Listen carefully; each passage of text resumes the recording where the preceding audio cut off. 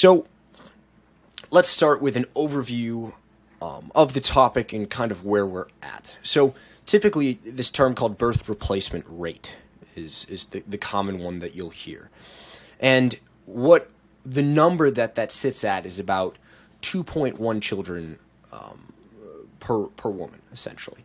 And the reason that's 2.1 is instead of 2, for instance, is because there's a variety of different factors in terms of age, mortality, differing rates, different numbers of males and females in the population at the time.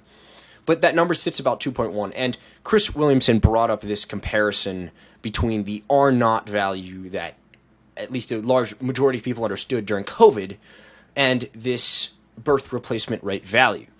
And the way that you understand the R naught is that if you have an R naught that's below 1, the virus and infections will continue to decline precipitously.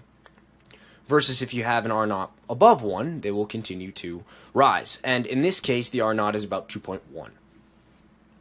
But what's useful to know is that the further away that you get from that 2.1, the larger effect, or I guess the greater the implications of that value. So the difference between 1.9 and 1.8 is a greater difference than the difference between 1.9 and 2.0. And that's very relevant because we are rapidly approaching a situation where the majority of the world is below birth replacement rate. And in fact, we are there.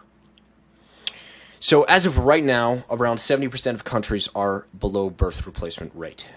The large exception to this in terms of a group of countries or a geographical region is sub-Saharan Africa. However, even their birth rates are declining relatively quickly. For reference, the birth rate in South Korea is about 0.8. That's a particularly, let's say, extreme case. Japan has also been the typical use case for this phenomenon.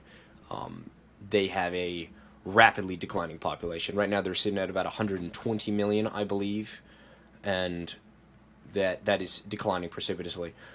A lot of these numbers, for reference, are coming from a conversation between, well, two different conversations with the same person. Chris Williamson had on Stephen J. Shaw, who's a data analyst, data scientist, who studies specifically this data. And he has a documentary that just came out called Birth Gap, which analyzes what is going on here.